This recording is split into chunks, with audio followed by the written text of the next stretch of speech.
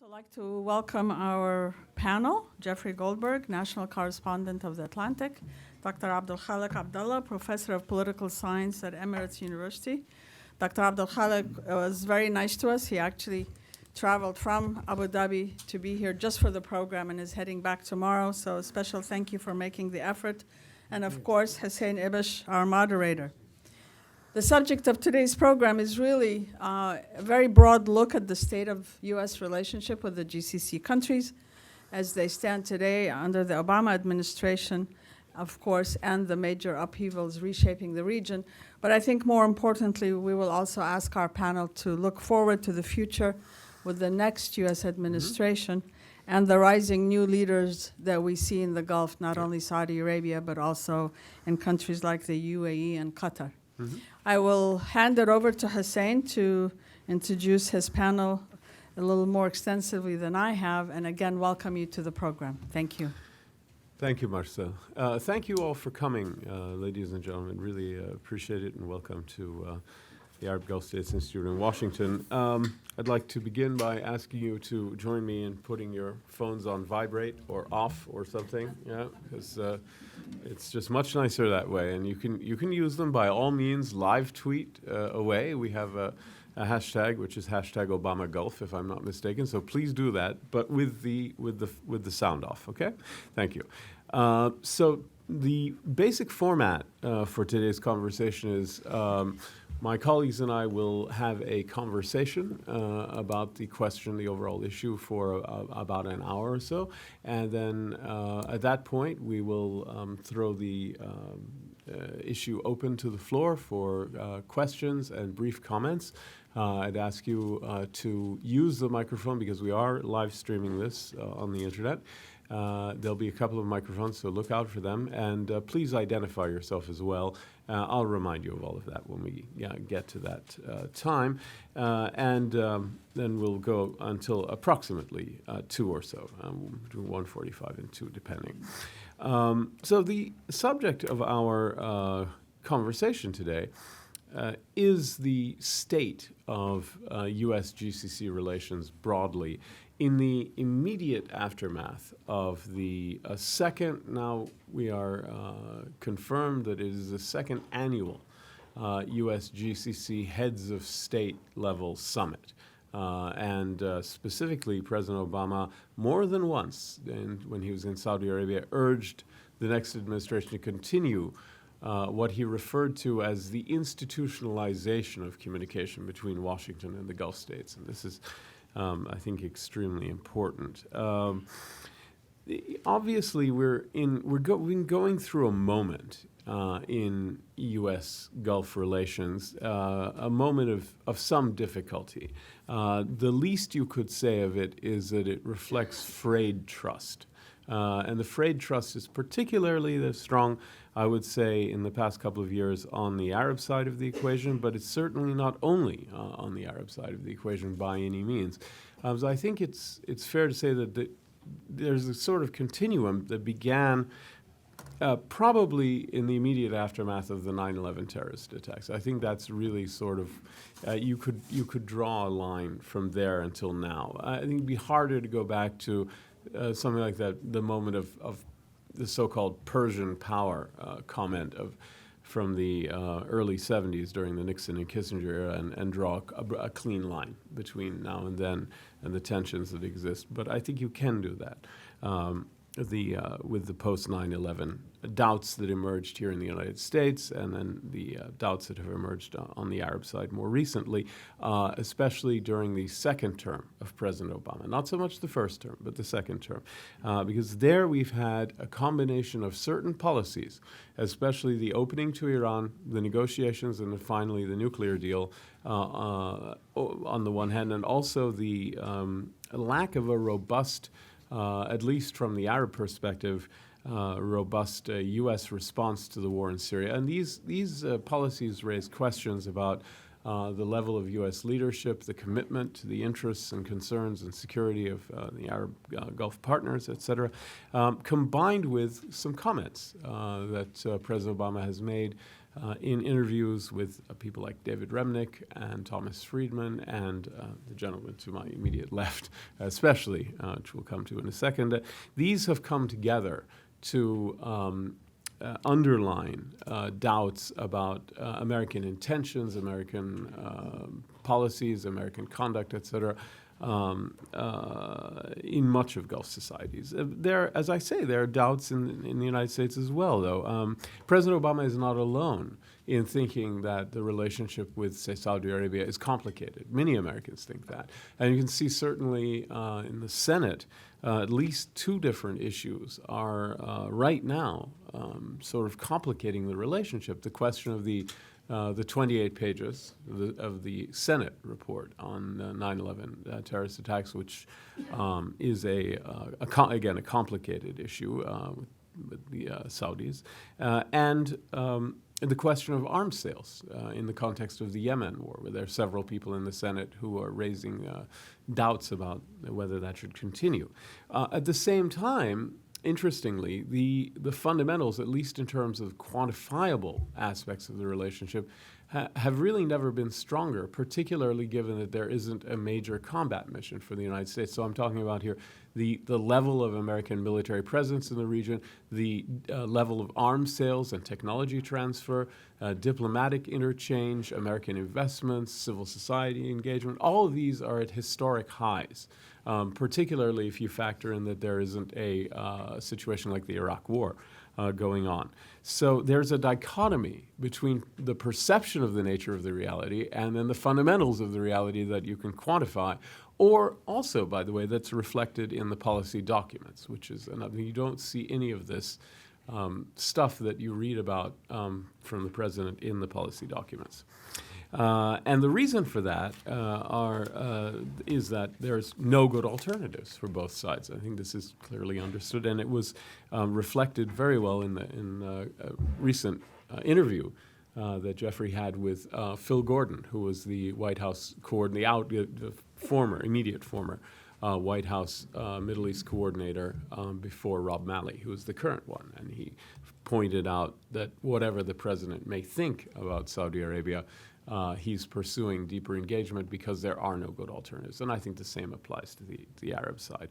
And so now what you have is this institutionalized annual summit and the working groups and all of these other things, which are the main takeaway from the summit. And my own perspective about the U.S. GCC summit that just concluded was that the medium is the message. The main thing is the meeting itself. The main takeaway was the fact that they had the meeting in the first place, and that the meeting is the first, or second rather, of an annual institutionalized communication which raises the partnership up to another level in terms of optics and conversation. It's hard to know how you could strengthen it practically given the level of engagement and what's politically possible. So I'd like to begin by sort of asking a question, but let me just say that joining us here to work through all of this are Abdulkhaleq Abdulla, who's come all the way from the UAE just to join us here, and we're so grateful to you for doing that. It's wonderful. He's professor of political science at Emirates University and the lead author of the Arab Knowledge Report of 2008 and the author of several books, most recently Narratives of Politics and the Gulf Regional System, and a weekly columnist for the Gulf News. Monthly. Monthly columnist for the Gulf News, yeah. And also, we're extremely grateful to you for coming and honored to have you here. 8 blocks. 8 blocks, yeah. and yet, it's literally 8 blocks, but metaphorically, it's quite a distance. So we're very pleased, very pleased to have Jeff Goldberg, my old friend and former co-author. We've written together in the past for the New York Times, which has been great. He's the national correspondent for The Atlantic, where he played a role in helping to define the nature of the relationship through several articles, most notably the Obama Doctrine, which not only was mainly talked about, still is, you can hardly write about the relationship without referring to that article. And subsequent ones, like the Phil Gordon interview, which is really important, I think. He's the recipient of a National Magazine Award for reporting, the author of Prisoners, A Story of Friendship and Terror, and in the past wrote for Bloomberg View, The New Yorker, The New York Times Magazine, and New York Magazine. So we're very pleased to have both of you here. And let's just begin by looking at what happened last week and the summit. So what, if anything, was achieved? As I say, my sense is the medium is the message, that what was achieved was significant, but it's really this institutionalization of communication that I talked about. Was there anything achieved, and where are we overall in this specific moment, given what I've laid out? And we'll begin with you, Dr. Abdullah.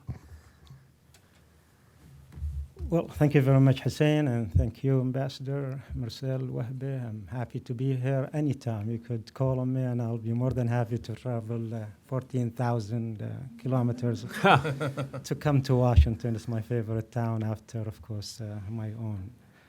I think this was the president's fourth visit to Riyadh. Not the first, not the second, fourth visit during 7 years. That was probably the most visited president who visited the Riyadh of any other city, whatever that means, but that's one of the facts that we should look at. And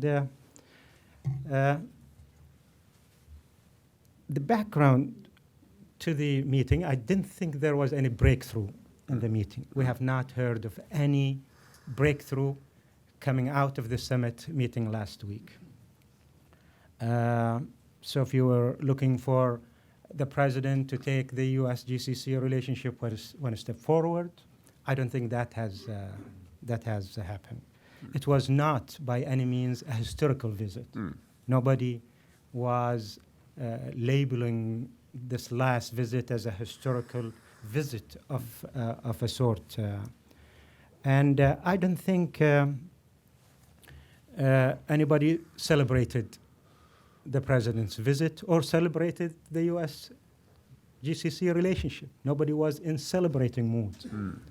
So if there was an achievement, if the relation was solid and good and everything else, we didn't see anybody celebrating the special relationship between Riyadh and Washington, between the U.S. and GCC. So there was no celebration, no celebratory mood in Riyadh during the president's office. He left Riyadh with the strain, the chill, the problems behind him.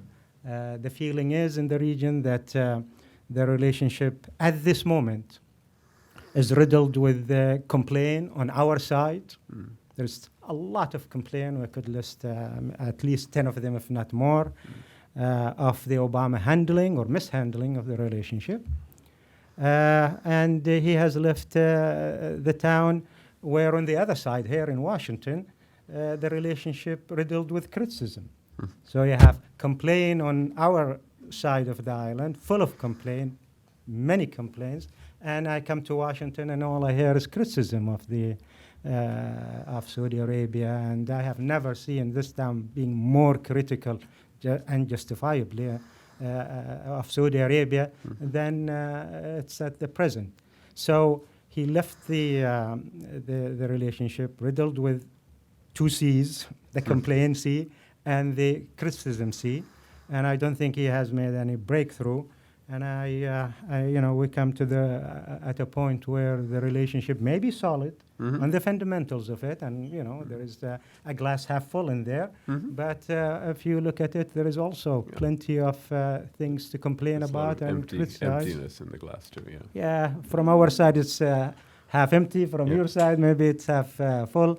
But that's how the stands. It was also noticeable, by the way, that this meeting took place at the time when there was another distinguished guest, King of Morocco. And he was treated royally. He was treated like a king, whereas Obama was not treated was he snubbed? royally. Some people suggested that Obama was snubbed by being greeted by the governor of Riyadh rather than anybody more senior.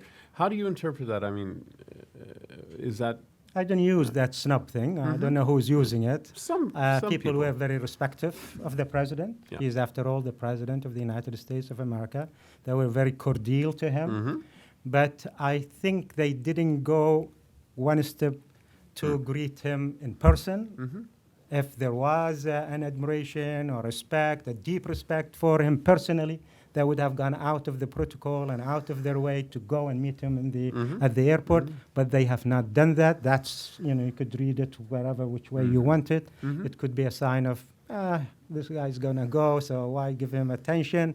He was not given the attention he probably deserves. Taking a lead from the public discussion, from the media, from the social media response, I don't think he was warmly welcomed in here. What's your overall, two questions, Jeffrey. First of all, do you have any reaction to that question, and how would, in your experience, how would Mr. Obama react to that?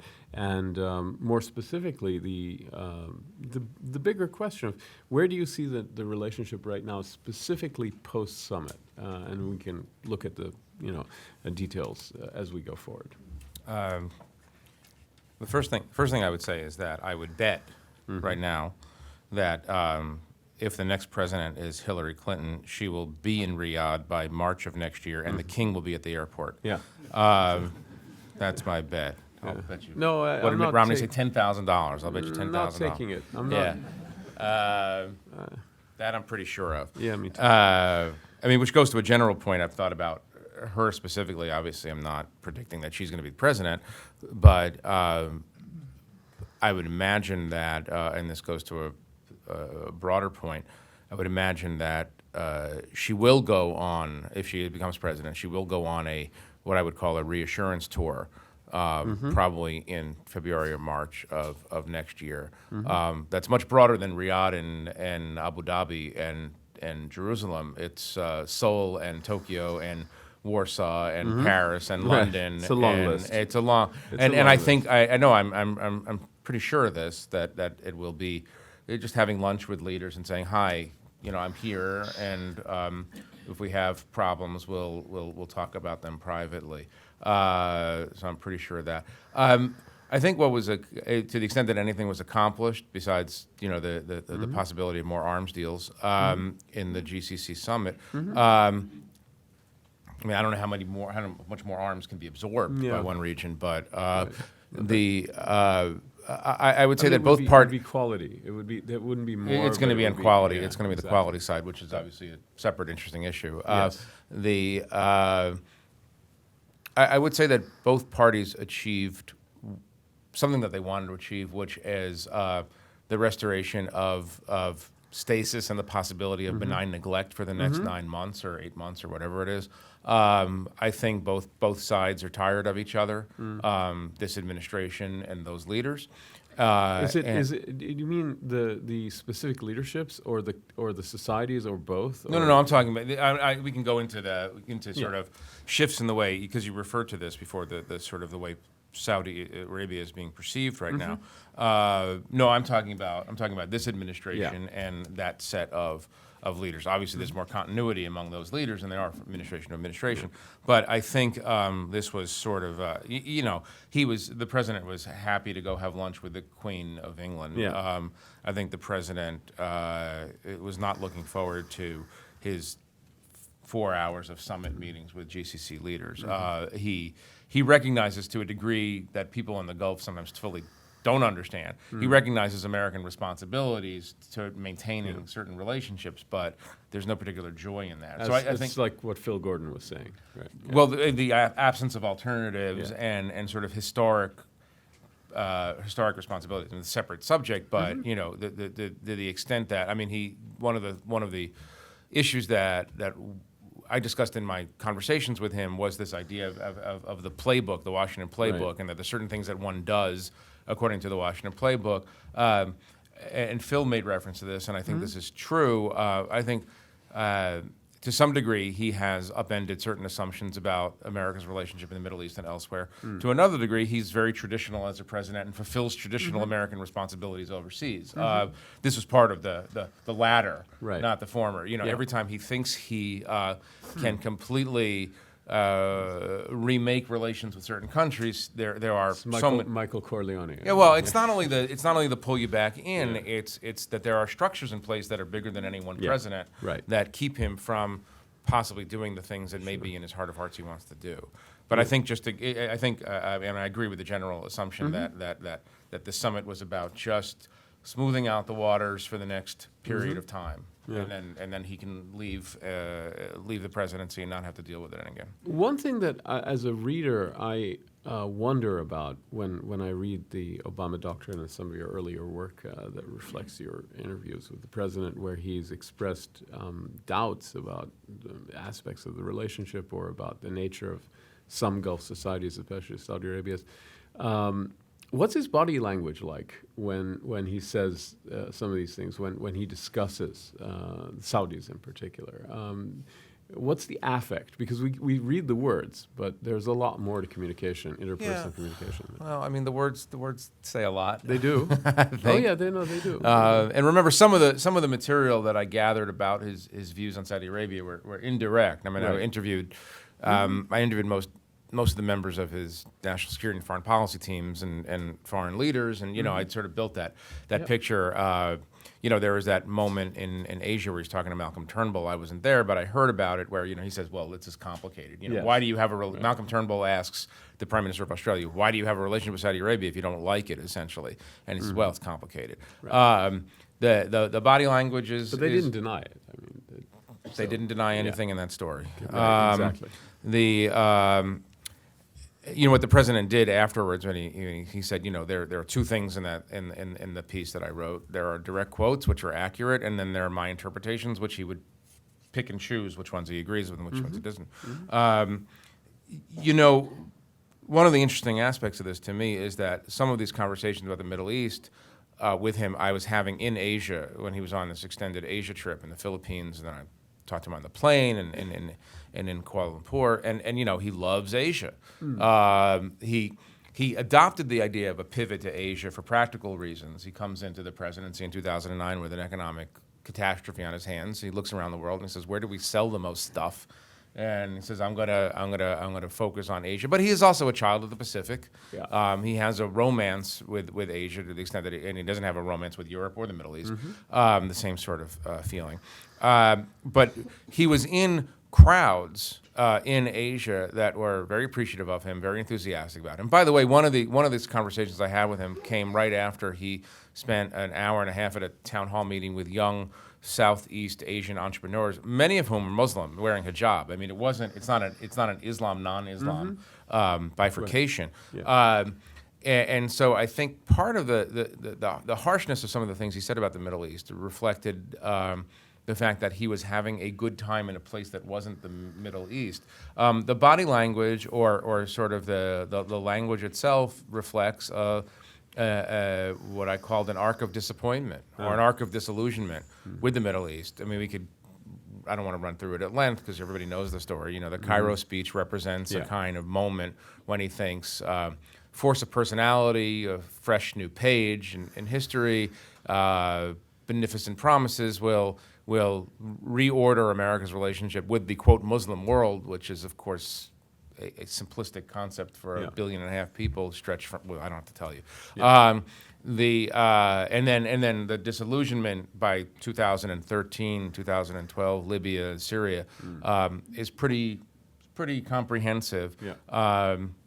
And so the language reflects a kind of fatalism that holds that A, I can't fix the Middle East in my term of office. B, it's not really fixable, and C, it might not be as important as a lot of people in Washington think.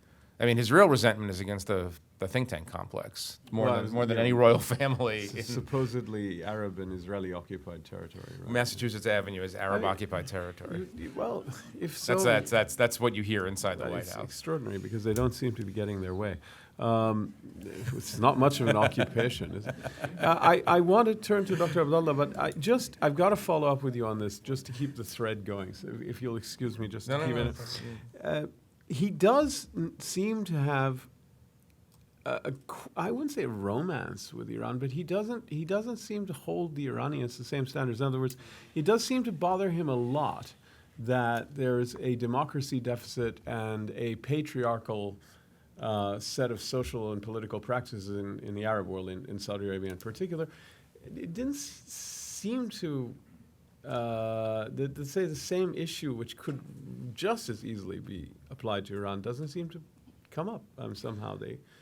How does I mean, in other words, there's a feeling, and here's a sense that one gets in talking to people in the Gulf, and do correct me if I'm wrong, but that there's a sense that Obama is kind of philo-Iranian, philo-Persian in a way, and you know, as well as kind of phobic about Arabs, but maybe those are both exaggerations, but that he sort of gives Iran a pass on some things like women's rights and democracy, where he won't, you know, he's very tough on Arabs about that. What was your sense of that? I mean, I think you're onto something. Let me make 3 quick points Please. on it. One is that he holds friends to a higher standard than enemies or adversaries. Okay. I think that's Yeah.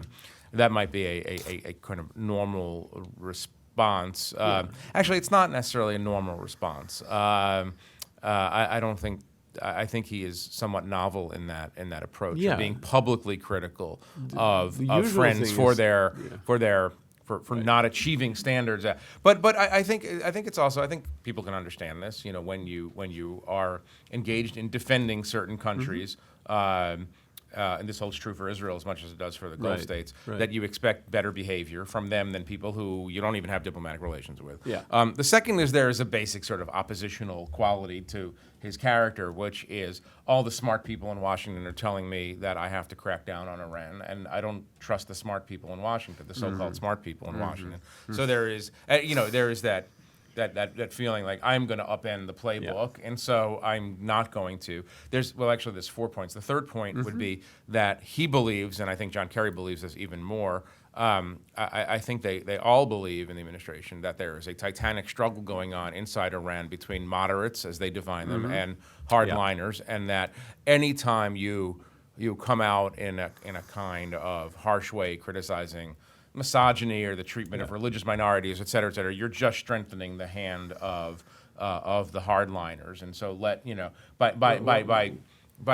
by showing a typical kind of American, recalcitrant, this is the way it's interpreted. I'm just Yeah, but why would that? You wouldn't explain this, but that would work in a Saudi context as well, right? I mean, why would that only be an Iranian trait? It's just odd. Anyway, I'm just, If you want to encourage people, I don't believe know. that Strange. I believe that they believe that that Rouhani and Zarif are actual moderates. I understand. Relatively speaking, obviously, and they understand that. They don't think that these are Bernie Sanders or whatever. But although that's kind of a fanatic too. But they do believe that, and they believe that the best way to encourage their growth is not to do the traditional sort of. What's the fourth point? And the fourth point has to do, and this is me talking, not the president, certainly, and not anybody in the administration. But I do think there is you want to call it philo-Persian? That's fine. I something. think there is a belief that Persians are, dispositionally pro-American, and there's been this long, terrible period of starting in '79. That was our fault, by the way. This is part of the narrative is Mossadegh and this kind of a whole it's on us or partially on us, and that Iran represents an ancient culture, and that the Arab states are weak states with weak political cultures, and so there is a kind of maybe it's not even the contrast with the Arabs. Maybe it's just that Persia represents a great civilization, and all we have to do is figure out a way to get this thin layer of thugs, theocratic thugs, atop that country to be removed or neutralized, and then we will have a pro-American country in the Middle East. One That's gets a belief. One gets the sense that Persians are rational and Arabs are irrational in Obama land. And I don't know if I would go for that. That sounds like a bit of a caricature. Okay, I don't think fair the president has described the Ayatollah in unpleasant terms. Of course, and he talks about Iran's history of terrorism and all that. So he's clearly. I mean, I agree with him when he says we're not naive, and I think that applies to him personally and to the policy. So, Dr. Abdullah, thank you for being patient as we followed that thread through. Let's broaden the aperture a little bit and say, okay, you've laid out very well where, broadly speaking, the relationship is from your point of view, which I think is a very representative one and a very sound one at this point.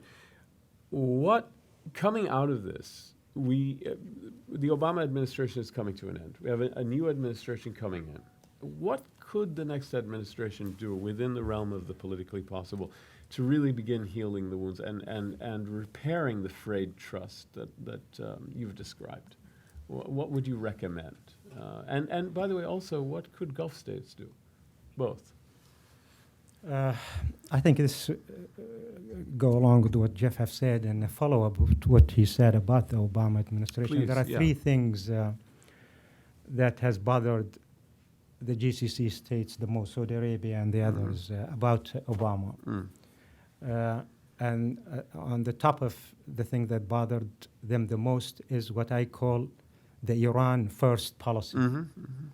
We used to Israel first policy in the United States for the past 67 years, and we somehow got along with it. But it is the first time that we have a president that actually, without stating it, but have followed something called Iran first, and the others in the Gulf, in the region, are second, third, fourth, or wherever. I had enough of these guys. I'm not going to deal with them. So he dropped them sharply to God knows to what level. So that Iran first Iran first policy, I don't think is going to be repeatable again. I don't think there will be any other president, Clinton be it or Trump or so, would follow that Iran first. So that will rectify a huge dent in the perception, in the relationship, in the realities of it. So I think, this is probably the first. Just that shift in emphasis would have such a huge impact. It's going to be a huge, because this is the most important, difficult neighbor we have, and all of a sudden we're seeing the United States sitting next to Iran rather than sitting next to 60 years old partners, okay? So there is this huge shift which we are not used to. So to follow Iran first policy, if I am reading it correctly, that's the way how we read it. If I put my GCC hat in here, I don't know how Jeff will react to this, but that's the major concern. Here is the instant problem. We are confronting Iran expansionism, we're confronting Iran, the difficult neighbor, and all of a sudden we don't see the President of the United States on our side. He's sitting on the other side of the table or somewhere in the middle, God knows where, okay? That's the first thing that I think bothered many of us, and it's on the top list. But there's a second one. This is also the first president, Jeff, that has come to office saying, I know Muslims, I know the Islamic world, I know the region more than any other president in the history of the United States of America. That kind of claim came across time and again, and it just bothered everybody. And it bothered everybody because it turned out that he doesn't know the region, because he's leaving the region as unstable and full of problems as he started with, if not more, in Syria, Iraq, and everywhere else. And because of his inaction in Syria, and because of dithering here and there and everywhere. So for a president to come and say, I know because I have experienced Islam, I lived with Muslims, I have this, and I know the region inside out more than any other president before me, well, it turned out that I was wrong. And that gave him, in his discussion, conversation with the leaders, that edge that I know you guys, maybe more so than you think. And it turned out to be just nonsense. I don't think there will be any other president that will make that kind of claim, that will be that pretentious as Obama has been when looking at this region. Well, Obama, apparently you don't know that region as much as you thought you know. You don't know the Iranian as much as we do, and you think you know, okay? The Iranians are difficult. It's very difficult, and if you're betting on moderate Iran, forget it, It's not going to turn out to be a moderate Iran the way you want. So that's the second area of problem, and therefore any other president that comes with a Nixon or a Clinton or whatever, I don't think we're going to have the same problem that we had with Obama. And the third area of problem has to do also with the fact no other president has been publicly critical of us. Publicly, going all the way up. And this is the free rider thing and blaming Saudi Arabia for Wahhabism and extremism and hence terrorism. And there is absolutely no link in here, okay, whatsoever to verify it. But he goes public and says, you are spreading Wahhabism, you are spreading Christian. And, you know, and you come and you tell me all of this. The Indonesia example, yeah. He broke, he violated a rule in our culture and whatever in U.S. GCC relation. If you have a complaint, come and talk to us privately.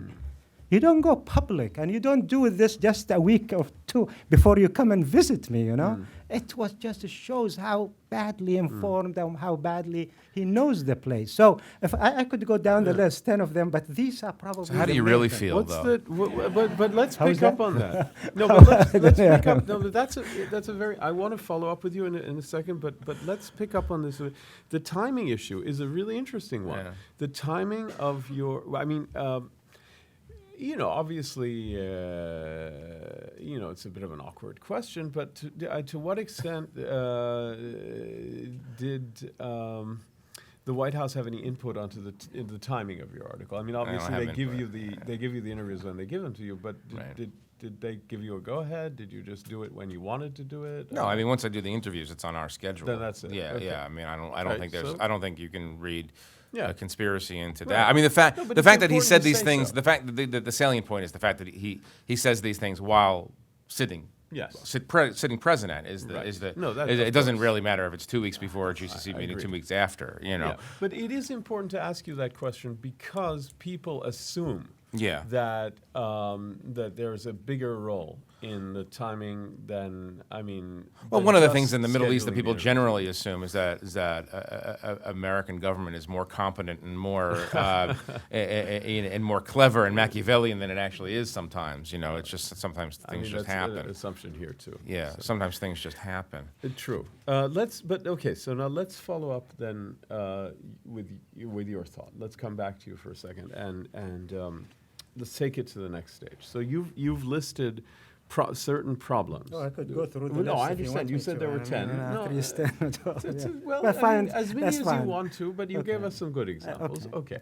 So let's then look at the other side of it. You've laid out some issues that, and I agree with you. Been working on something about this and about changes in the next administration.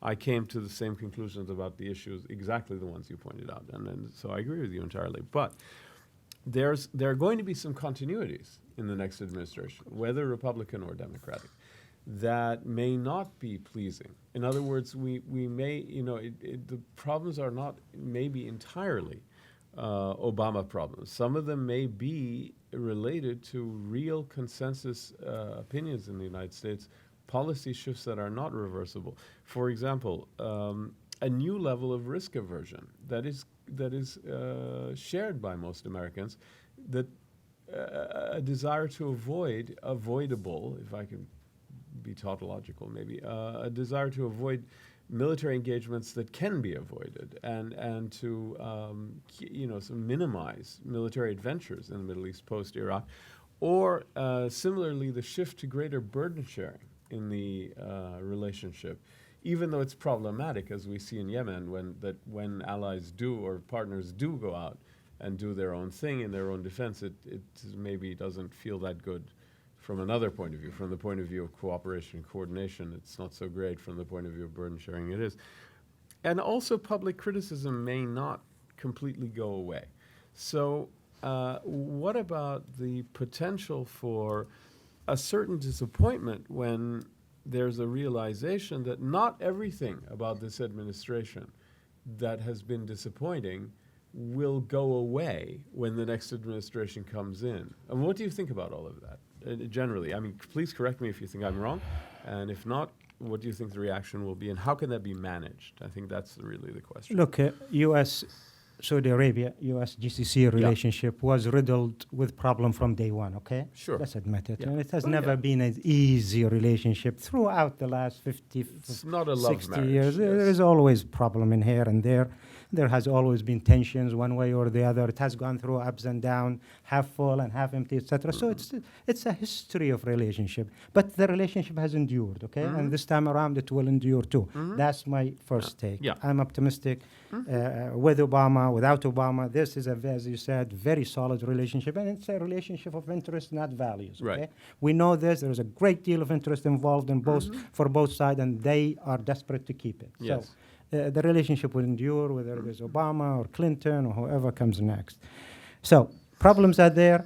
We have managed to go through it. We will solve it. Eventually, this time around, it will be resolved. However, there are a few things that we have to get used to it, and they are going to be structural problems. That's why there is a need for reassessment, and there is a need for being frank and candid about the relationship. One has to do with the fact that there are changes in the GCC. Let me start with us, okay? Sure. GCC, Riyadh, etc., are acting more assertive these days, acting more independent these days, are acting bold these days.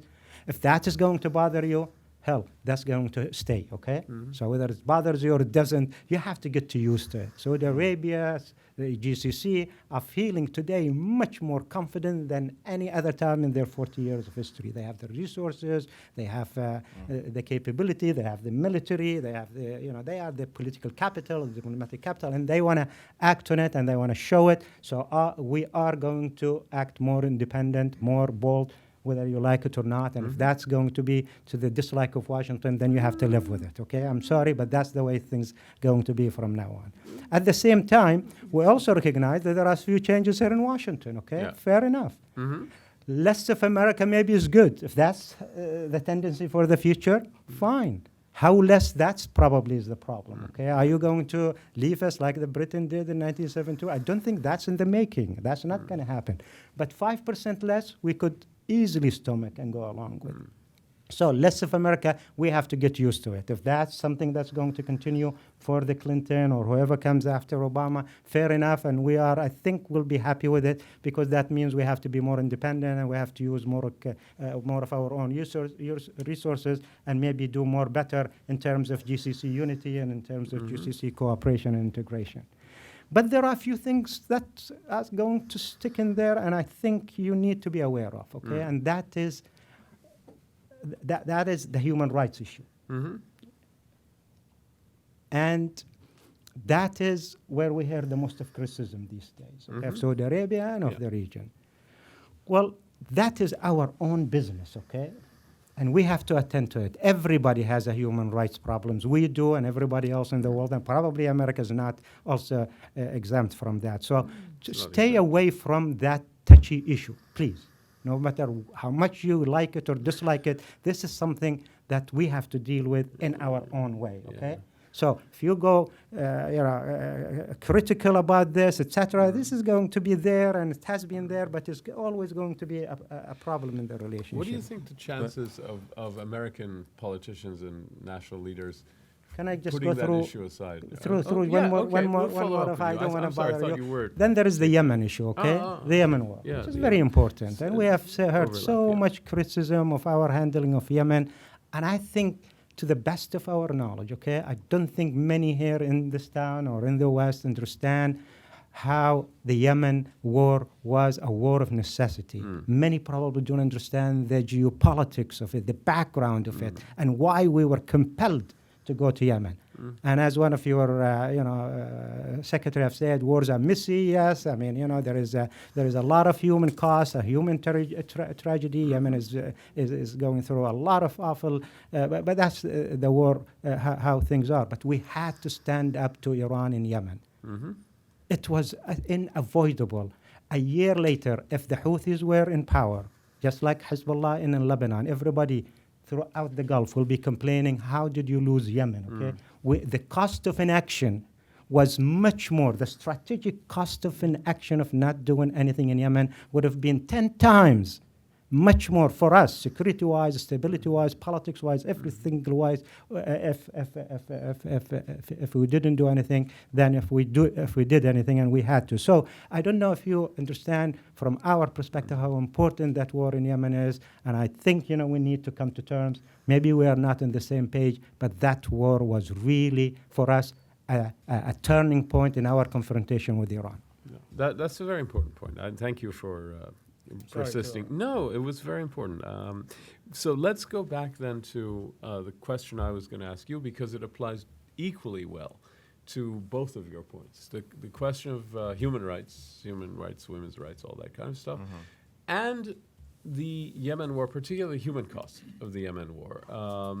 And what do you think the chances are of American political leaders deciding to forego criticism of those things, especially the question of human rights? I mean, it strikes me as, it may be that President Obama is particularly harsh, but he's not a harsh human rights president. This is not Jimmy Carter. On the misogyny issue, on women's rights, he is publicly critical. But I mean, this is not a guy who's running around the world like Jimmy Carter was, telling people how to manage their internal business. Certainly not. I don't think so. Yeah. Well, he hasn't, and certainly hasn't had much to say about Iran's record on that matter. So yeah, but okay, but all right. So let me then shift to. Well, I mean, there's a please. broader framework of the. I mean, this is something that happened at the GCC summit, in the Camp David summit, not the recent one in Saudi Arabia. Yeah. At a certain point in this summit, I don't know if it's public enough. I heard about it. At a certain point, there were complaints being registered about inattentiveness of America or a lack of support in Yemen and elsewhere, and the president noted to the assembled leaders that he was under zero political pressure at home to be more involved in their problems. Right. And that is what you in the Gulf have to recognize, I think, which is that the American people more or less don't care. Especially as we look. I mean, energy independence is a complicated subject because there's no such thing as true energy independence. Yeah. Our economy is tied to Asian economies that are going to be dependent on Gulf oil for a while, obviously. But as energy independence grows. And as we enter the 16th year, 17th year of the post 9/11 reality, there is zero interest in the part of the average American to be more engaged in the problems of the Middle East. It goes beyond human rights issues. It's just, please leave us alone with all of your problems. Hillary is an interesting case if she becomes president. Trump is obviously a huge variable. Don't know what that's going to be. But Hillary Clinton is an interesting case in that, on the one hand, I think she would restore some of the balance that you're talking about in the state-to-state relations and leave some of that criticism private that has been public. On the other hand, she will be the first woman president, and a president who believes in making women's rights a central part of American foreign policy, all of American policy. And so there's going to be some tension there, I think, inside herself about how to manage that. With Trump, again, I have no idea. I assume with Trump you could just bring him to the Emirates Palace and tell him that this is a typical Abu Dhabi house, and then he'll be very impressed and want to help you all. No, he thinks it's understated. That's the problem. It's the understated quality of the Emirates Palace. Need to sex it up a bit. More Krugerrands. More neon. more neon. The rooms aren't big enough. Right. But I think that if and God knows I'm not, but if I were thinking from a Gulf perspective or advising a Gulf government about GCC, about how to manage America, I would say you've got to build into your equation the fact that Americans don't care and want to be less involved in your problems, not more. And so this is the key question as we exit the Obama era is how much of this foreign policy, innovations, to the extent that they're innovations, are aberrational, and how much of this is going to carry through to the next presidency. The way it's been phrased is what level, what aspect of it is an Obama problem and what aspect is an America problem. Right, and I would argue somewhere in between. Some of it is very specific agreed. to the president. I wouldn't call it problems. I would just call Right. it Well, no, I'm different saying understandings of the world. phrase in the Gulf. Phrase in the Gulf. Right. But I would not assume a level of it's not even friendship. It's just interest. Yeah. And I think that when the president says, I mean, what he said to me, obviously very controversially in Gulf circles, is that the Arab allies of America are going to have to learn how to, quote, share the Middle East, share the region with Iran. The average American doesn't care. No. Let's face it. You're not going to get people in Congress will use that for partisan gain, obviously, if they can. But you're not going to get a huge groundswell of support among the average American saying, no, we must stand with Oman, or we must stand with Bahrain. They don't know where these places are. Right. It doesn't. We have to be real that's right. about the bubble we live in versus the larger disengaged bubble of disengaged part of America. So, I mean, can you react to that? Because I mean, it's specifically a kind of a challenge, not from him to you, but I think Jeffrey is really expressing a very commonplace and correct interpretation of the American attitude. Well, how do you think that that's going to be? Is that manageable? Is it just something to be dealt with, or is it going to be a real problem going forward? And if it is, how to deal with it?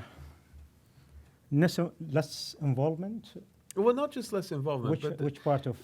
Well, the Let me put it this way: the pivot away from the Middle East toward Asia is broadly unpopular in a 10-block radius of where we sit. Outside that 10-block radius, it makes a lot of good sense to people. Or even more, you make it even simpler, if I may. Just the fact that there's no political pressure on the president either way, except especially to be closer to the Gulf states or anyone in the Middle East, except maybe in some circles Israel. Okay, I think from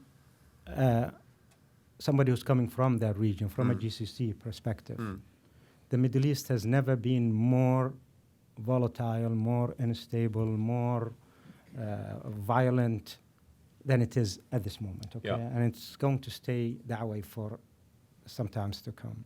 So from a GCC perspective, we need more of America, not less of America, because this is a jungle out there, okay? It's really, really full of extremism and killings and problems, and there is no way for a group of country like ours, just like people in Asia, Japan or Korea or Philippines or wherever, Vietnam, can handle China or handle the problems that are there. So I don't think it's in the best interest of the United States of America to speak of pivot to here or there or wherever, okay? It's just a region that needs, that impacts global security, global order, global stability, and there's absolutely no way for American public or American president or American government to say, I am just turning my, the legacy that Obama is going to leave is not going to Iran. When it comes to the region, this is during Obama's time, the last 5 years, 300,000 Syrians were slaughtered on his watch, okay? And he's going to be held responsible for that, at least, because he turned his and walked away from that problem. No other But president. he believes that it's not his watch, and the American people don't seem to care very much. there I is- mean, there that's is- the fundamental understand. shift that I'm But talking that's a about. moral issue. That's not a political judgment, okay? When you see so much killing in there, and you say, I have nothing to do with He's it, well, not- that's the legacy he's going to leave He's for not us, big okay? on moral stuff. When you Okay, talk to I him understand, about I Rwanda, understand. Well, when you talk to him about Rwanda, he shifted into discussion of the mechanics of the American government being very slow, and it.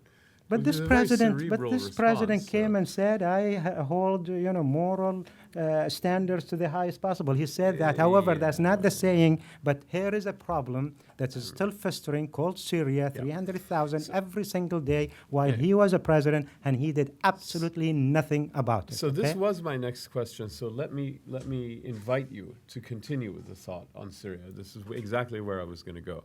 So what's the prospect post-Obama? Let's say Obama is clear he's not going to do. If he can, the less he can do on Syria, the better. From his point of view, little things like 250 more special forces to Daesh or something. It's not a fundamental change.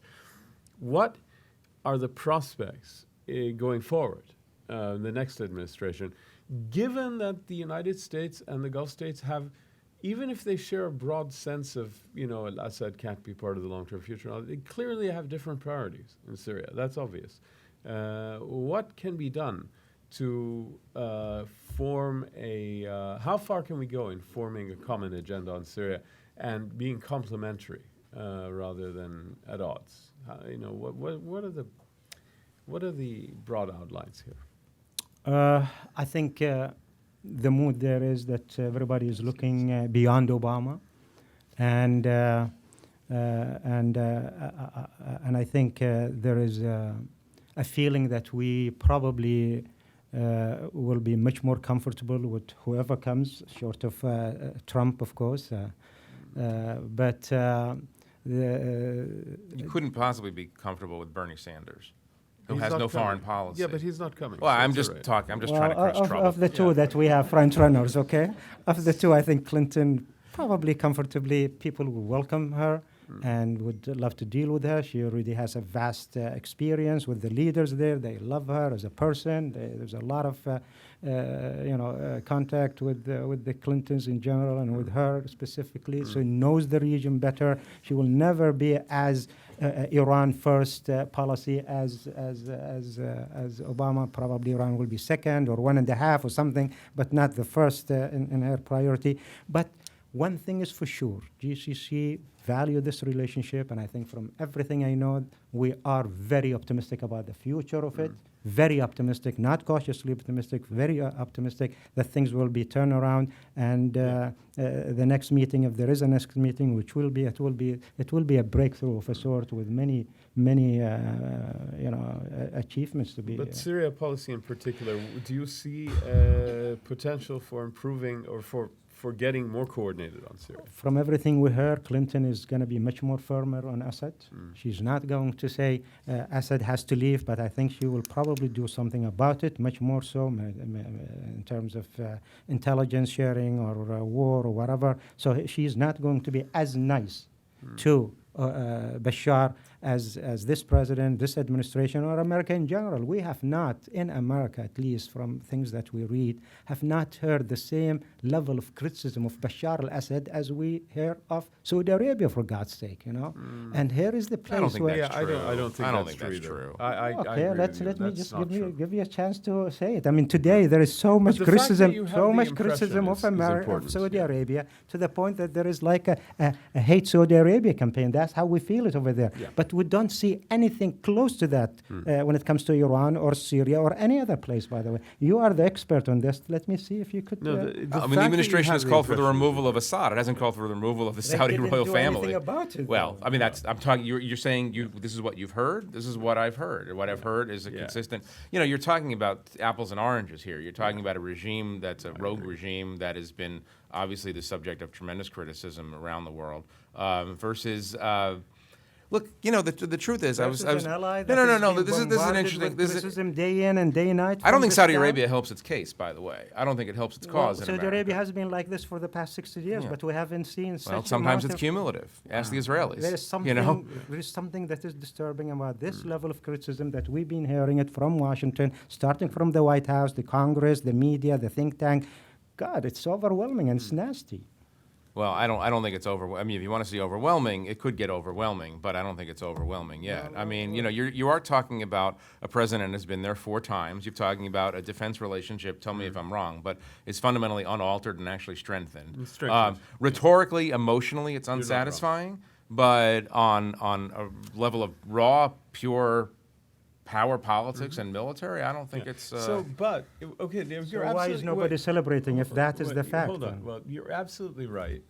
Nobody's celebrating. hold No, on. we're Nobody's not celebrating in celebrating Saudi it Arabia, you mean? But this is the point. everybody. You're right. Okay, on both scores, in terms of the fundamentals and in terms of the nature of the actual conversation here in Washington. You're right, but you have a very different impression, and you're extremely well informed and exceptionally kind of plugged in. And so it's not that the facts are different, it's just that the perspective from us who in Washington is different than yours, even though we all see the same facts. So this is extraordinary. I think it boils down to the person, as you said, Yeah. Obama. Okay, if this is a matter of America or Obama, 50% Obama, maybe 50% America. So there is the 50% that will be rectified, no matter who the next president is. And if I may put my, university professorship hat here, I will give Obama a weak C for his mishandling of U.S GCC relationship. The professor has spoken. Right. Let me use that as a segue into my last question before we bring in the audience, which would be good. And I'm going to throw it to you and then see if you have a reaction to that. We've just heard, this is a great example of differing perspectives, and it's very much, President Obama is the lens through which this gets refracted. I mean, we've just seen that. It's very, he's absolutely dominates the perspective. And it has a lot to do with his comments, and a lot of them were made to you, not just in the Obama Doctrine, but before that as well. And we've written in the past, you and I, about the Israeli-Palestinian relationship and the American role there.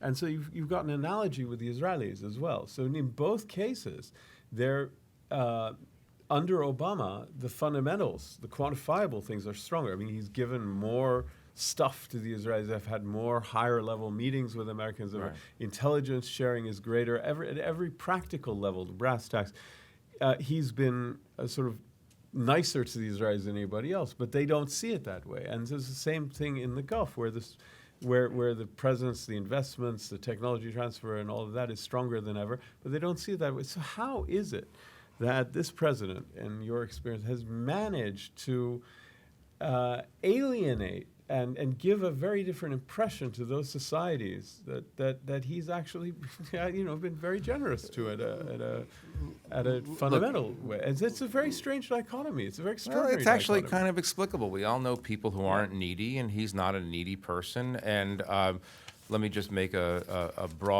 overly broad characterization here. Arabs and Jews are pretty needy people. We like to be told that that people like us, and if you live in a rough region and you have enemies around you, you'd like to know that the guy who's supposed to be behind you is not just providing you with some weapon system, but actually wants to hold your hand once in a while. But again, a lot of this is personality driven, he has a distaste for. Let's say for the more fundamentalist-oriented or non-democratic-oriented Arab states, he has a distaste for the Likud party. These are not secrets, right? No, they're not. And he doesn't hide these things, so they create.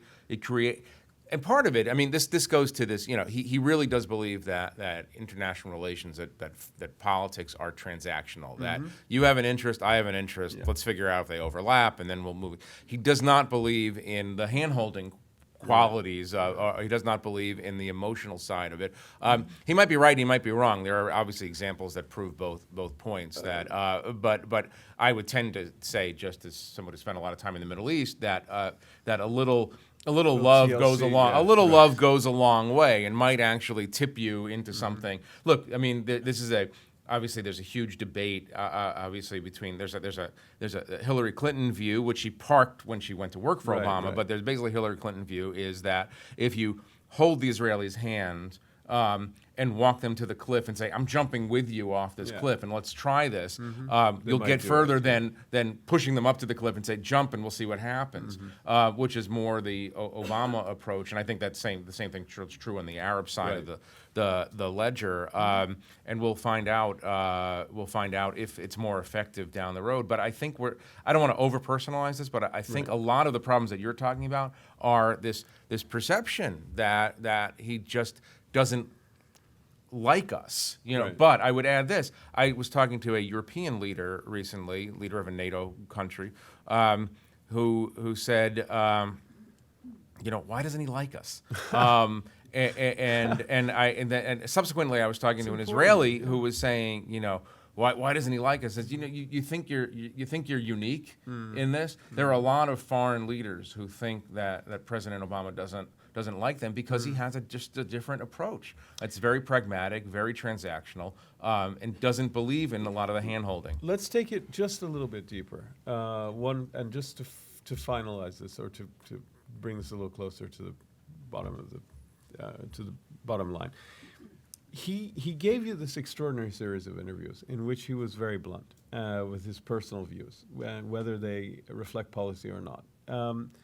Why do you think he did that? I mean, many people have the view that whatever he may have accomplished for himself, U.S. foreign policy might have been better off if he'd waited until he was out of office before expressing some of these opinions. What do you think he was hoping to accomplish? And what's your sense of it? One, he feels misunderstood, certainly here in this city. Do you think he's better understood now? Yeah. Okay. I think Fair I enough. think so. Look, All right. I mean, No, well, he part may of well the be. part I of the mean- part of the problem is that there is this absence of an overarching doctrine. Yeah. And so I mean, we called it the Obama doctrine Did you because we think had to about call. putting it in quotes? No, okay. but we had to call it something, you Yeah, know. yeah, But yeah. but I think we discovered in the course of I discovered in these conversations certain through lines, certain understandings that he has about the world, and that he articulated. I think that the deeper, there's obviously, so he feels misunderstood day to day. He has an interest in setting the terms of the legacy discussion. Either you set the terms of the legacy Right. discussion or someone else sets the terms. Sure. By the way, open parenthetical, going back because I've been thinking about this Saudi Arabia issue. I've been Please. contrasting in my mind the way Saudi Arabia handles its public relations in America with the way the UAE handles its public relations in America. And either you provide content for Yeah. people, or someone else will provide the content about you. I mean, it's sort of a simple. This is the Churchillian It's a thing, simple yeah. formula here, you know, that the Saudi government should consider. But it's not only a legacy issue. It's a desire to make sure that his understandings of the world carry through. Every president wants to make sure that the things that he thinks and the things that he does are impact the way future policy is made. And so I think the more he talks about them, the more he feels like.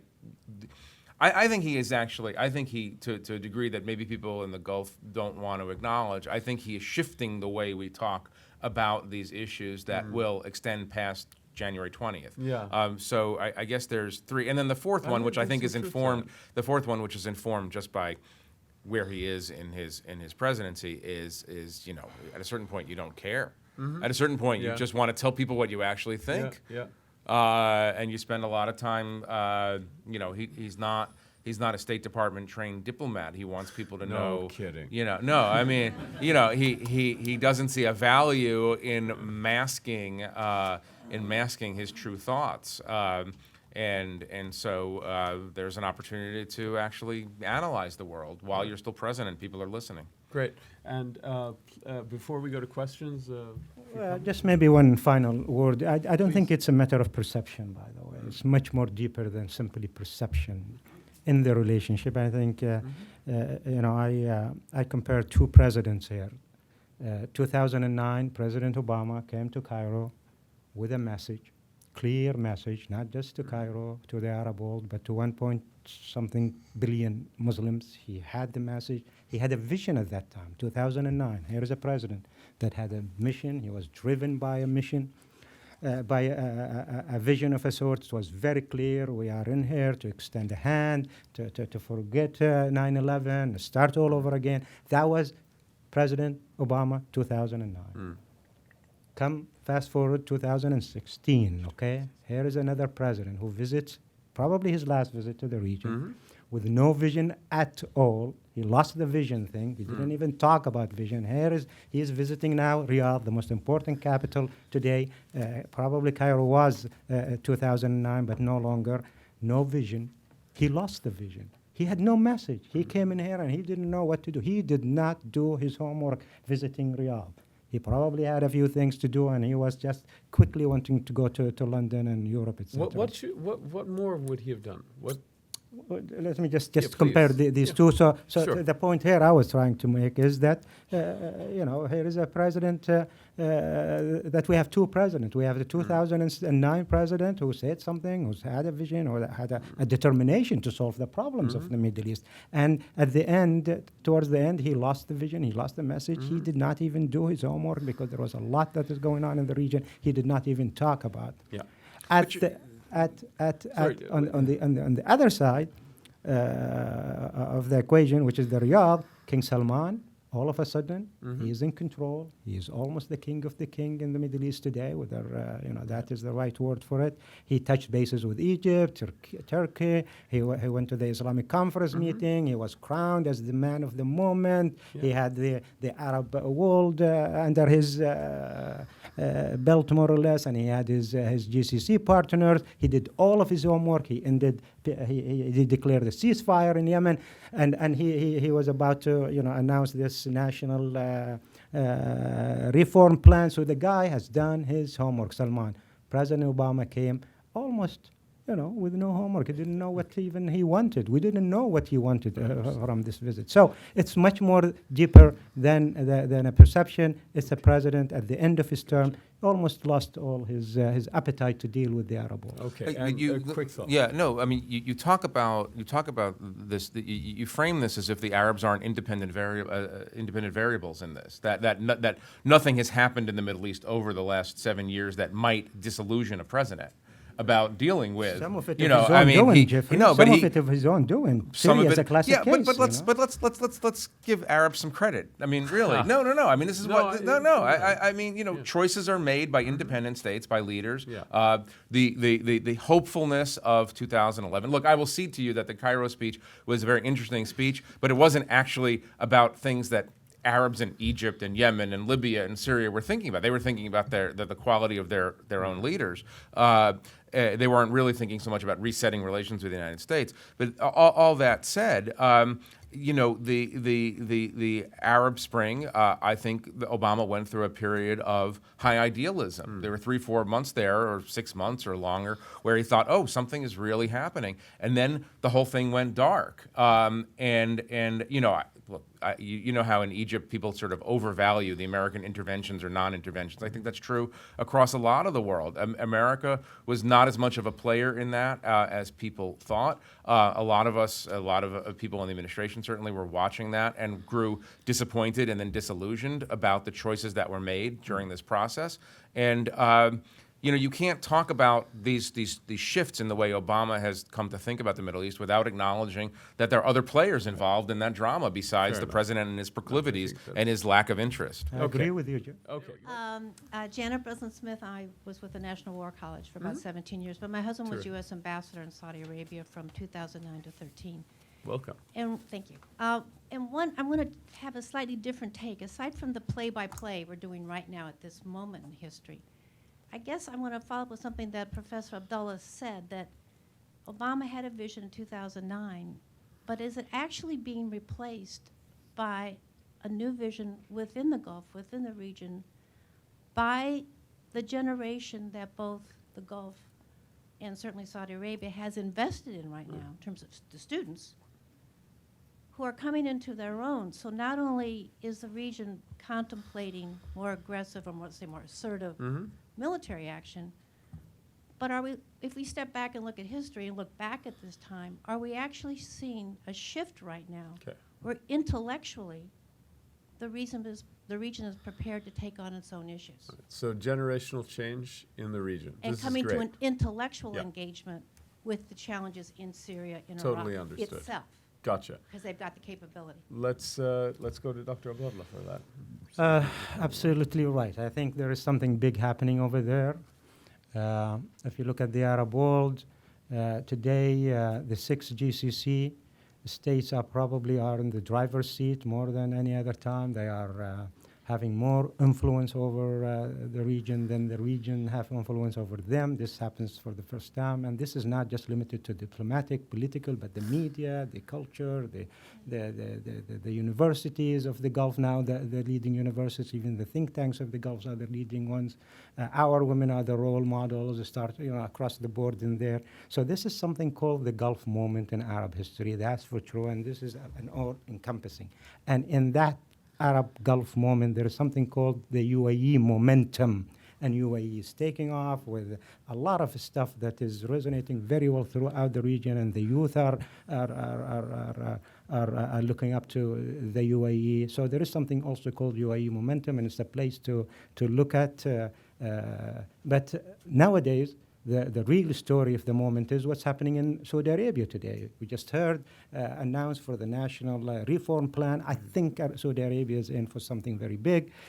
From the details that we have heard from Prince Mohammed bin Salman, who is probably the best thing that has happened to Saudi Arabia for a long time, I think we are also seeing states that are much more than any other Arab state ready for the 21st century, for the future, and for the post-oil, and with all the ramification that goes with that, yes. Okay, we'll go with... And a fascinating discussion. I wanted to just point out that in the long list of complaints that... The bill of particulars. Yes, that we've heard, many of which I happen to agree with personally, about the Obama administration and about American policy from the Gulf.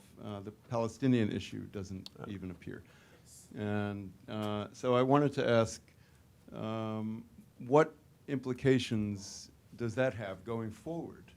Are the Gulf Arabs and the Arabs in general going to continue to put this very low on their list of priorities and not bother the United States about it?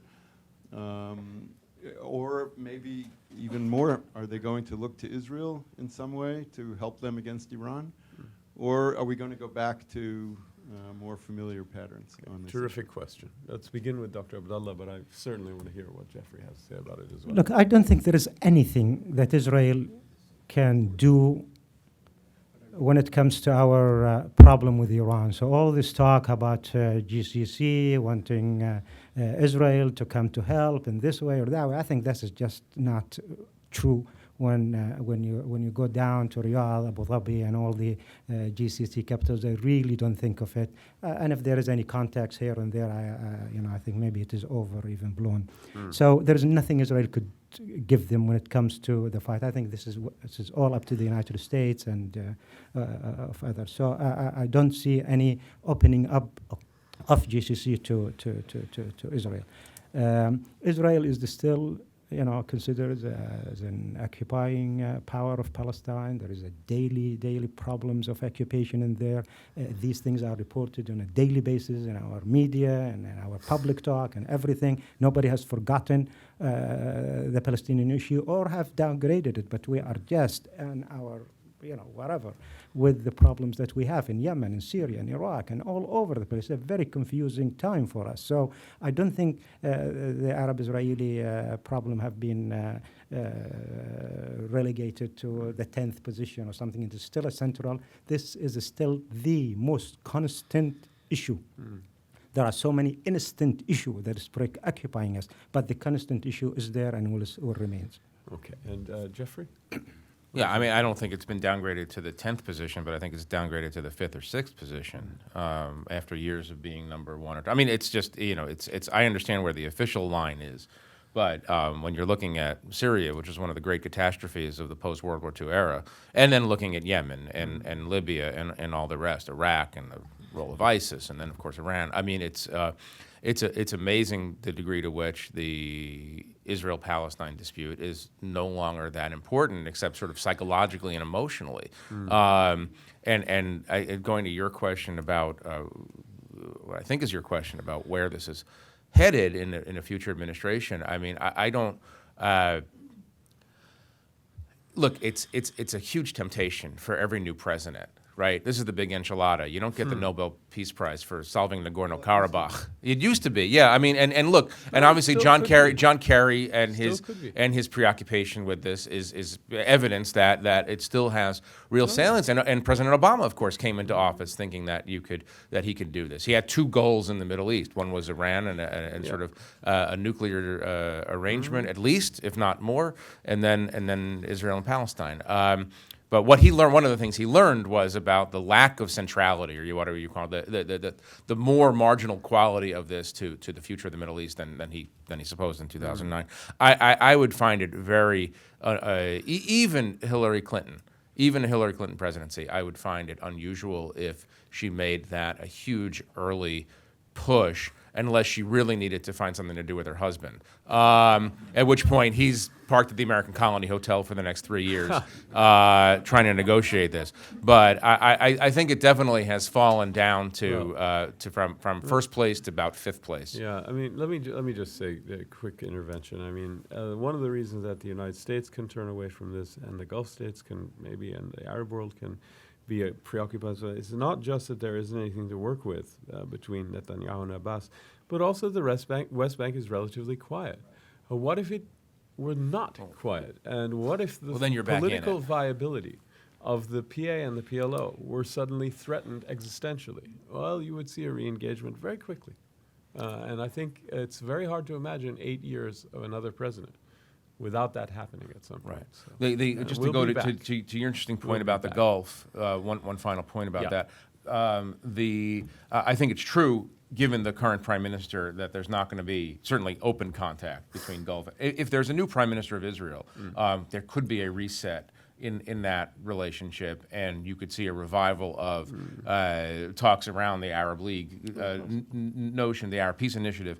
But that's not going to happen as long as this prime minister is in power. We're going to go to I'm Akbar Shahid Ahmed from the Huffington Post. I was interested in your comments on the UAE. I worked last year on a profile of the UAE ambassador, Yusuf Al-Otaiba, who's done a very successful public relations campaign. And I want to ask you about whether there's any hope for that for the GCC broadly, and particularly Saudi Arabia, at a time of 9/11 true tourism gaining ground, and at a time when at Bernie Sanders rallies people think Iran has been wronged. Mossadegh gets brought up again and again, maybe more than ever before. And particularly on the UAE, how that affects human rights in these countries. You have American citizens held in the UAE for almost 3 years, the Eldorat family. So I'm wondering whether that need to present a better face causes more human rights progress in these countries. Okay, terrific. Specific. I don't know if the public relations campaign ultimately harms human rights in the UAE. I'm not an expert on human rights in the UAE. I know this, which is that the UAE in some ways is separating out itself from the GCC in the public, to the extent that there's public perception of these countries in America, it's separating out itself for a couple of reasons. One, certainly in military circles and diplomatic circles, people understand that UAE has skin in the game in some of these conflicts in a way that other GCC countries don't. There's certainly the perception of great losses in Yemen, for one thing.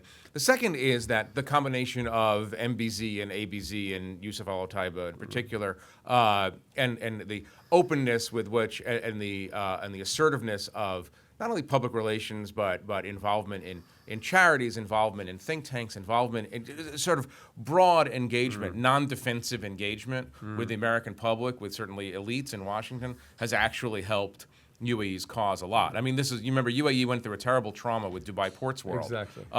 And they learned the lesson of Dubai Ports World. I'm not sure Saudi Arabia has learned the lesson of its various traumas in the United States in a way that has allowed it to be open in that same way. But, you can obviously argue that Saudi Arabia reputation wouldn't be harmed by more openness in the United States in the way it dealt with the media, the way it dealt with various other groups. And I do think that even in the Obama administration, I think that there's an understanding that UAE is obviously part of the GCC, yet it is sort of the leading edge of progress is all relative when you're talking about this basket of countries in this region, but that it is the leading edge of progressivism, if you will, in that front.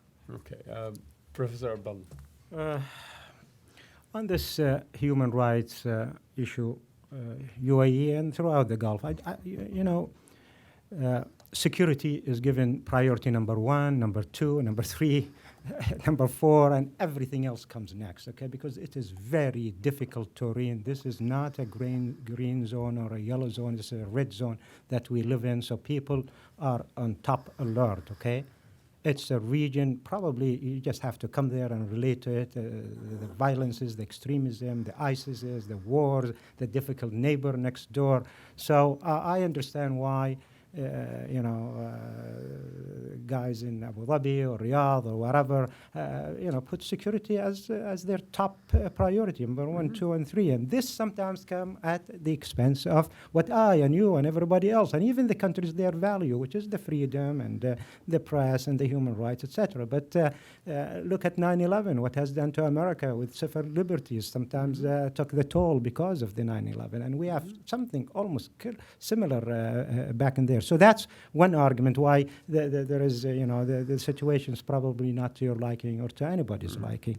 But if you look at the report, global report on freedom of expressions and media expression, it's a global problem too. It's not just a uniquely UAE or GCC or the Arab. It's almost a global thing. It's freedom of expression has been affected badly nearly everywhere. However, having said this, what many people neglect when it comes to the UAE especially and specifically is that there's plenty of social freedom, plenty of economic freedom. These are very important and sometimes compensate for the lack of or the shortages of political freedom. UAE is a role model, a trendsetter when it comes to social freedom, plenty of individual freedom and social freedom. Anybody can visit Dubai, and Abu Dhabi could testify to that. And that's why UAE, for the 5th year in a row, is the place that is most favored by the youth in the region. They consider UAE as a place to move to. Not America, by the way, not Canada, not France, not Turkey, but the UAE. Of all the places when they were asking, the report is there and online, and you could check it. The numbers so were high. Dubai, Very high. UAE in general is the trendsetter in the region. Maybe it's not the trendsetter in the human rights issue, but they are in every way else. However, I am very also optimistic about the future. I think 5 years down the road, when things are quiet, I think you will see the UAE and the GCC will be taking the lead when it comes to political emancipation, especially on the women issue, by the way. So, I'm a bit also optimistic. I want to... My question is to Dr. Abdulkhaleq. We've spoken a lot about the shift in American policy, in American and Gulf policy. How will that translate in relations between the Gulf and Russia, especially that we've seen an increased number of visits of Arab officials to Russia? So that's my question. Okay, very good. And then we'll also take Judith, and we'll answer them then together. I can see you were wondering whether you should call on me. I want to ask. No. I want no. If I had any I doubts, I wanna- would not have called on you by now. I am thinking. I want to ask a controversial question. Please do. Yes, and that's about the Saudi role in determining actions and policies of the GCC. Whether the GCC states like those policies and agree with them or not. And the oil policy issue is one, but I think the involvement abroad is another one. And the question is, let me put it this way: some see the Saudis' new activism as a kind of aggression, as a kind of activity. Its involvement in Syria and Yemen, in Bahrain, the decisions on oil, as I said. The Saudis are doing things they've never done before. Right. And we've talked about this before. Yes. My question is, some people, not I don't of course, but some people compare this to the a similar pattern that Iran follows in judging and in intervention in the Gulf states, in Syria, the use of proxies, and I'm wondering how you see that, but also, do we have anything, because you said the Gulf states have no leverage over Iran, but I'm wondering about the recent Saudi-Iran the negotiations. The Iranians do not have permission to go on Hajj. Is something like that important? Is that included in leverage? Good. You can hardly ask for more burden sharing on the one hand, and then say, well, but now you're not doing what we called on you to do exactly the way we want you to do it. It's a bit much. It's a bit much, but no. I understand. So we've got two questions in front of us. Let's begin with Professor Abdullah, and then we'll see if You want to go first? Yeah. No. Give me time to reflect on these difficult They're questions. both very good questions. So, Well, thank you for pronouncing my name correct, Abdulkhaleq first, okay? Thank you very much. On the Russia issue, I think, yes, Russia has proved itself to be willing to be involved in the Middle East, whether rightly or wrongly. Syria is a case. Russia has also proved that it is not going to give up on its ally, even if it is the worst of ally on earth and the ugliest guy in the region, but it's willing to stick by that ally no matter what. So in the mind there is, look, America, see Russia what it's doing and see what you're doing, you're giving up on many of its allies, etc. So there is this kind of comparative. But on the second level, Russia not only is an important regional power, but there is also, potential investments, economic, commercial, viable tourism, etc. So Russia is always important on that level. Having said all of this, on the popular level, on the public, throughout the Arab world, nobody like Russia's standing by Assad, and I think in the public discourse, people hate what Russia is doing to the Syrians today, and why they're sticking to and prolonging the regime, the Russian regime. And I think is Russia paying a price in? I think in perception-wise and in sympathy-wise, and I think it is probably declared public enemy number one after probably Syria and Bashar Assad himself. Really? So yes, of course. So. Sorry, I meant, will we see more Arab pivot towards Russia because Russia has become such a big player? That's what I meant. I don't think there is much that Russia can do. I don't think Russian weapon is in the take, or Russia will provide the GCC with the most important commodity they want, which is security. There is very little Russia can do. It's only up to the United States of America. But then on the question Judith is asking about Saudi Arabia's role and assertiveness and UAE's feeling on this, I think the UAE is very comfortable with Saudi Arabia taking the lead, because there is absolutely no other Arab country that is taking the lead to confront Iran's expansionism. So I think there is a very, if there is one country that needs and deserves to be supported, and we need to stand by it, is Saudi Arabia, because it's taken upon itself to be assertive, to be assertive when it comes to Iran, and to be assertive to take today the responsibility in the entire Arab world. There is a historical responsibility that they have to take, and I think they are trying to do their best, standing to stabilize Egypt, to help the Syrian people, and so I think the UAE is very comfortable when it comes to the Saudis' lead. And of all the thing that matters today, if you want to focus on one thing that is very important today, it's the Riyadh-Abu Dhabi axis that has been developing, the political axis, the security axis, the strategic axis. I think for the first time in a long time, as far as I could remember, Abu Dhabi and Riyadh are almost on the same pages when it comes to all the issues in the region. That is going to last, and that is really very important.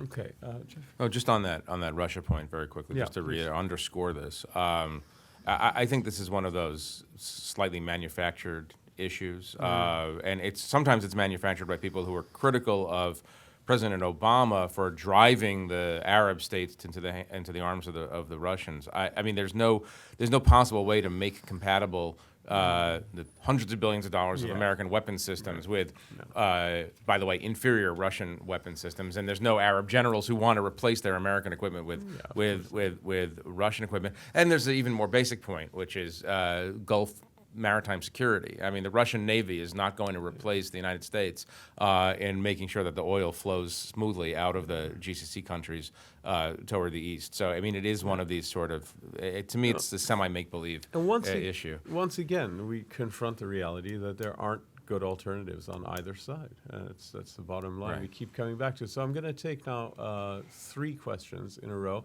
We're going to begin with you, sir, here, and you back there, and then it's 1, 2, 3, and we'll take them like that. I'm Patrick Theros, a former U.S. ambassador to Qatar. Yes. I wanted to ask a specific issue with regard to the points that you felt that the United States should close, arguments that we should never address with the Gulf states, Right. one of them being human rights, Wahhabism, Never gonna and I happen. think the third one was right now. 2 years ago, the UAE government was actively involved buying think tanks, buying a lot of stuff, going after Qatar on human rights. It was a major issue here. At the same time, we had several prominent members of the ruling family in Saudi Arabia wandering around all the think tanks and universities in the United States, demanding that the Qataris close Brookings, that the Qataris close the Foreign Service School at Georgetown, because all these were subversive. So if the Gulf states are airing their dirty linen or trying to get the U.S. to support them against another Gulf state, how would you expect the U.S. to close the docket on this one? All right, great. And then we're going to go over here, and then to you, sir. Steve Luckett, I work and study here in the city. Thanks a lot, fellows, for the forum. Mr. Goldberg, your reputation precedes you. A lot of us young news producers really admire your work, and thank you kindly. Agreed. 3 quick questions. 3? Well, I mean, I can make the them best one one. multi-part question. That's cool. Well, in this city, it gets you everywhere, though, right? A number of years ago, there was a wonderful piece on King Abdullah II. He loves the city. He was at Georgetown. I think one of his kids is at Georgetown. His wife was recently at Georgetown. Sir, you were at Georgetown. What is the relationship between the king and the President of the United States? You note a very interesting story that's a good in your question. piece, and he seems to be one among the more reliable actors in that region on policy. The second question Yes. is the 28 pages that are not in the room, Yeah. but are instead in a skiff in the CVC. If tension now between the U.S. and the Saudis is rough, could the release of those 28 pages, the unredacted portion, be a preview of even worse coming Good question. attractions? 3? Yeah, well, that's the last one. Oh, that's it? Well, the last This one's is coming. last. Got it. Understood. Steve Croft and the incredible Mike Radutsky and yourself have been with this president from essentially start to finish, the campaign through his last year in office. Is he now, and there's an acronym that some of us throw around, IDGAF. I think What's that? I don't give a. I don't. Ah, yeah. okay, yeah, gotcha. Or Thank you. Bulworth. I mean, is the bear It's loose? Bulworth, yeah. And thanks a lot, guys. All right, Woodrow Wilson Center. I wanted to go back to where we started on what came out of this summit. Yeah. One thing that really struck me was no sooner was Obama out of the Capitol than the Saudis struck al-Qaeda in Mukalla. Yeah. This is a big change. And they started joint patrols to prevent Iran from shipping arms to Yemen. Mm-hmm. And from what I hear, there's actually some progress on a joint defense system finally. Mm-hmm. The And administration thinks that, yeah. yeah, for sure. So my point is, shouldn't we keep our eyes, my question is, isn't it more important what's happening on the ground Yeah. in terms of building cooperation or not building cooperation than what Obama or Netanyahu? Qatar, I think that's an interesting that we haven't really talked about, which is that the GCC is not entirely unified. There's a subterranean propaganda war, I don't know what you want to call it, between one member and some other members that plays out in this city in some strange ways. I have nothing to say beyond that, except that it is fascinating, and it does create this. It helps to create this atmosphere of tension, and I would love to hear what you guys have to say about it, because it is much more salient than we acknowledge. On King Abdullah, in my impression, again, this is my impression, not something that the president said.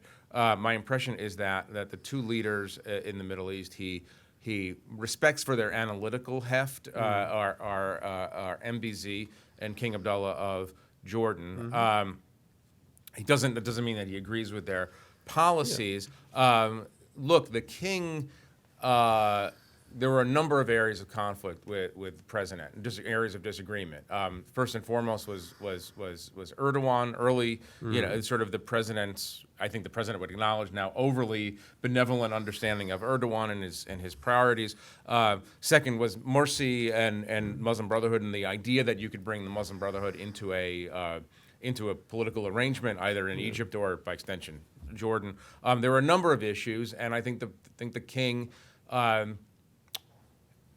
Felt that he had some difficulty explaining his position or convincing the president of his position. You're exactly right about something about the president, that he believes he understands these issues better than a lot of people understood these issues. And again, a lot of it was shaped by a childhood in Indonesia and the role that he believes that Saudi Wahhabism has played, and that extends to another, a larger set of issues that he might not, from the perspective of Arab leaders, fully understand. Certainly from Israeli leaders, doesn't fully understand. At a certain point, the tension between the two of them became such that the president accused King Abdullah of going to Congress, not behind his back, but complaining about his policies. The king has a lot of friends and allies on the Hill, and there was an extraordinary moment at a NATO summit where the president called the king aside. You don't do this easily, I guess, with monarchs, but he did it, and asked him to stop trash talking him, and the king denied it, and then they moved on. But the relationship is really fraught, and it's built, and the differences between them analytically are real. I'll just go to one of these. The final question, the Bulworth question. A lot of this. The 28 I can't comment on the 28 pages because I haven't seen the 28 pages. It all depends. I have a strange feeling that it's not going to be the explosive, this kind of explosive detail about, and then the king of Saudi Arabia ordered the planes in the air, sort of thing. It does the fact that they remain hidden. Only creates, as we all know from the way the Middle East operates too frequently, the vacuum created by the lack of information is filled with pretty nasty rumor. Every horror movie director knows that. They did ask several times for it to be released. Released. But you're right. Every horror movie director knows that it suggests hide the monster. You don't show the monster. Exactly. But I think it probably would ultimately benefit everyone just to see those already. But I have nothing revolutionary to say about that. Right. On the Bulworth question, this is what in another 6 months, I can't imagine what the president is going to be talking like on the way out the door. But there's a salient issue here, which is this big question of whether he is post-November going to lay down what we would quickly come to call, almost instantly call, the new Obama parameters for Middle East peace, for Palestinian-Israeli peace. Not going to do it before November for obvious reasons. But there's a lot of desire on the part of certain people in the administration to put that out there in a very blunt way, in a way that would certainly not please the Israelis, but also would not please the Palestinians. No. Say, this is what you have to do. We could not, to use the biblical metaphor, we could not reach the promised land ourselves, but we're going to give you the map, and it's an updated Clinton parameter map, and they worked many years on this, literally maps in some cases, and I think that's what, if you want to see, if you're asking the question, what will the president do to bring his truth out about this region right before he leaves? I think that's a big piece of it. I think he might also start talking more about. Look, something that he says privately. It's not so private because I reported it as something that he says. But he when he says that you can't suppress 50% of your population and be a successful state. He does have a particular country in mind, Saudi Arabia, and I wouldn't be surprised, especially in his post-presidency, if he makes that a bigger issue as well. But yeah, he's definitely entered the what you might call the YOLO phase of the presidency, clearly, where it's yes. like just say it, because why not? Apparently so. Well, why not? Because of responsibility. But why? But if you believe that telling the truth will actually shed, I understand, if you believe that, No, there's an then you're going to argument go for do it. Of Yeah. course, there's an argument for it if you really believe that you need to shape the future, and that's your main responsibility. Right. Of course, yes, Right. of course. Dr. Abdullah, there's quite a lot on the table. I leave it up to you what you would like to address. I'd like to address all of them in 1 hour or two, maybe, if you guys want to stay here for longer. We're running out of time. Just a quick Up to you. comments here. One has to do with the fact that, this is the session about the Obama's phase, not U.S. GCC general, U.S. GCC relationship in general. So we were really focused on this current phase, the last 7 years, and you're right. You could look at this relationship in both ways: the half full and the half empty, and the complaints and the criticism and the solid work that has already been done. So from a GCC perspective, this is a solid relationship, but at this moment, we had a problem with the president, and the president did not apparently deliver or take the relationship a step forward, and we squarely, fully blame it on the president's handling of it. On UAE, Qatar, and GCC's, relationship and problem that is there. 2015 was probably the worst year in UAE and GCC's history. The ambassadors. And all The that, ambassadors and the political rifts and the Qatar and Saudi Arabia, etc. It was one of the worst years that I could remember. Okay. But then 2016 is probably one of the best years that the GCC ever had. There's a lot of consensus, cooperation, coordination at almost all levels. Yemen probably has done the most to solidify the GCC more than I could remember, and I think it's going to be the Yemen cooperation, the current cooperation is going to be a qualitative change in the entire history. So the trajectory for GCC is going upward. We do have brotherly problems and conflicts, discussion, but today I think Qatar and UAE has mended many of these problems and gone beyond the 2015 rift that there was there. On